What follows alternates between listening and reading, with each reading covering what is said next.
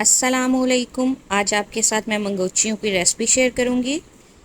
Regularly हम दाल तो बनाते ही हैं, लेकिन मूंग की दाल की ये मंगोचियाँ जायके में बहुत लाजवाब बनती हैं।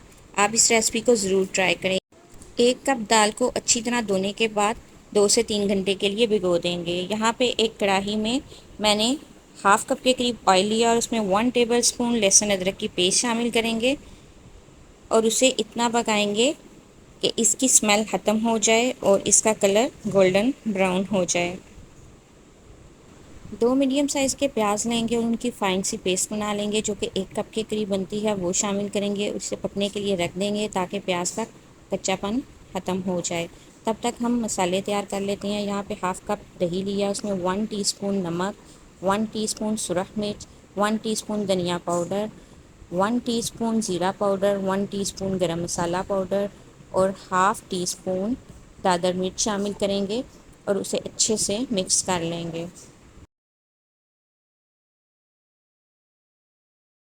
यहाँ पे प्याज का पानी भी खुश्क हो चुका है और इसका कच्चापन भी ख़त्म हो चुका है और इसका कलर भी लाइट गोल्डन कलर का हो चुका है। अब इसमें हमने जो दही में मसाले मिक्स करके रखे थे वो शामिल करेंगे।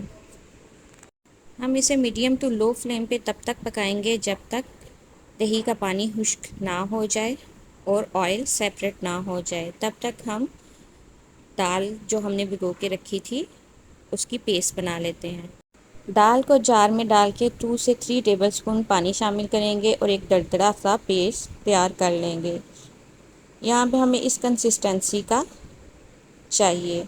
अब इसमें मसाले ऐड करते हैं। 1 टीस्पून नमक शामिल करेंगे, 1 टीस्पून ज़ीरा शामिल करेंगे, 1 टीस्पून दादर मिर्च शामिल की है, 1 टीस्पून खुश्क धनिया पाउडर और हाफ़ टी स्पून हल्दी और 1 टीस्पून बेकिंग पाउडर शामिल किया है और इसको शामिल करने के बाद मिक्स कर लेंगे। जो मसाला पकने के लिए रखा था दही डाल के, दही का पानी खुश्क हो चुका है और ऑयल सेपरेट हो चुका है। 2 मीडियम साइज़ के टमाटर लेंगे और उनकी फाइन सी पेस्ट बना लेंगे, जो कि 1 कप के करीब है। वो शामिल करेंगे और अच्छे से पका लेंगे ताकि टमाटर का कच्चापन ख़त्म हो जाए, पानी भी खुश्क हो जाए और ऑयल भी सेपरेट हो जाए।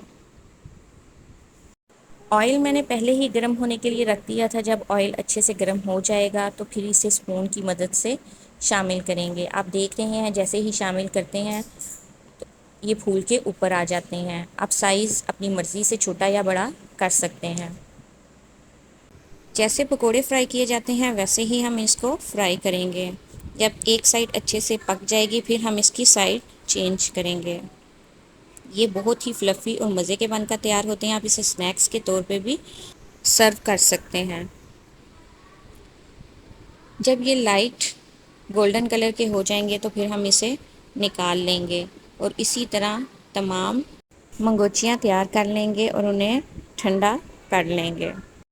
टमाटर अच्छे से गल चुके हैं और ऑयल भी सेपरेट हो चुका है। इसमें मैं 2 से 2.5 गिलास पानी शामिल करूँगी और उसे अच्छे से पका लूँगी।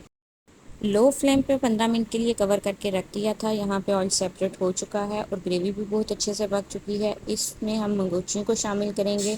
अगर हम मंगोचियों को पहले शामिल कर देते तो ग्रेवी को सोक कर लेना था।